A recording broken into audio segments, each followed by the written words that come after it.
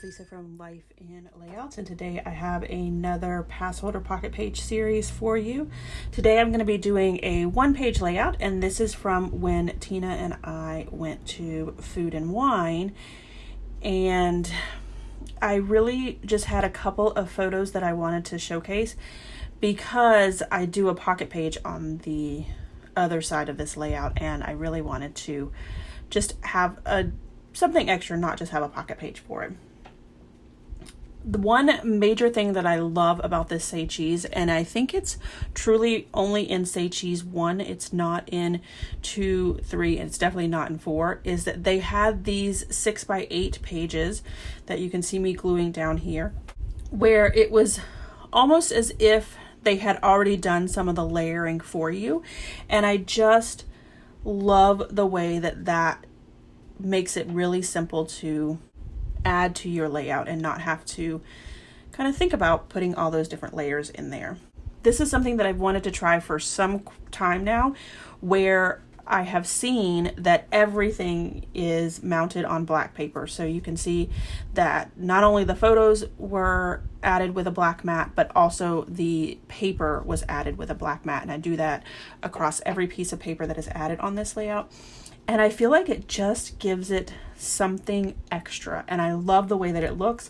I've seen several layouts done this way. It is definitely not my idea or a new idea. It is something that I've seen and just love the way that it looks. So I thought that I would try it out on a layout. And I think that it is something that I will definitely do again because it just gives everything a different look on the layout. So these two photos, again, like I said, are from Food and Wine. Both of the photos that I put down are from the photo pass. We had taken a lot of photos throughout the day when we were doing a couple of different things in Food and Wine, mainly drinking and eating food, because that's what Food and Wine's all about. So we have some, pictures that we've taken with our phone and things like that, and that's the photos that are mainly in the pocket pages. But these two photos, again, are from the photo pass, so they're actually professional photos, and they're really good photos where you get the detail of the sculptures that they put up for Food and Wine, as well as obviously the Epcot ball in the background. So I do go ahead and put these balloons down at the top of that photo on the left hand side, and I do add fun foam to the actual balloon part of it, but then the string part of it is flat on the layout, so it does give it a little bit of dimension. And then I start to build my cluster around that. I wanted to add this little red piece here because I wanted to have just that little word there.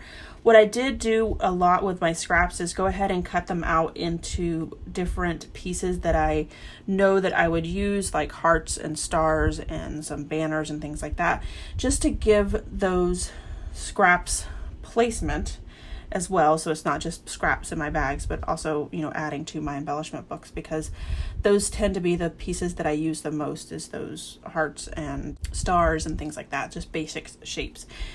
I did pull out a button that we received. Each one of the Food and Wine places where you could go and get Food and Wine, and there was 12 particular ones.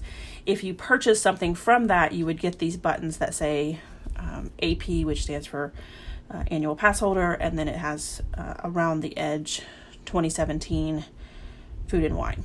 So I do go ahead and add one of those buttons to the layout over there on the far right hand side. I add that to the little photo frame there where I added a star as well as a black heart. I do like this paper clip, the heart part of the paper clip, but I just couldn't figure out a way for the actual paper clip piece to fit anywhere, so I went ahead and just took that off and then used fun foam to stick it down. And I was having problems with the button sticking because it just wasn't enough space between the button and the piece because it was sitting on a chipboard piece. I also really wanted to make that Disney Days work, and it just didn't fit well. So I did find this magic piece. These pieces did come from Michael's a while ago, so I'm not sure if they still have them, but they were just basic words that I felt could work with Disney, like Mickey, Minnie, Magic, things like that. I also pulled out this tool that I have in this collection kit that I have, and it just adds a little extra oomph to that title magic, and I really like the way that that looks, so I went ahead and tied that around the A of the magic. I also used one of my Viewmasters that I purchased from Nicole Jones 911, so I will link that below for you guys so that you can go over there and purchase those if you would like them as well. So here is my final layout as well as some close-ups. If you enjoyed this video, if you wouldn't mind giving me a thumbs up, I'd really appreciate it. If you haven't done so already and you want to see more double page layouts, make sure you hit that subscribe button because that's all you're going to get on my channel. Thanks everyone for watching, and I hope that you have a scrappy day.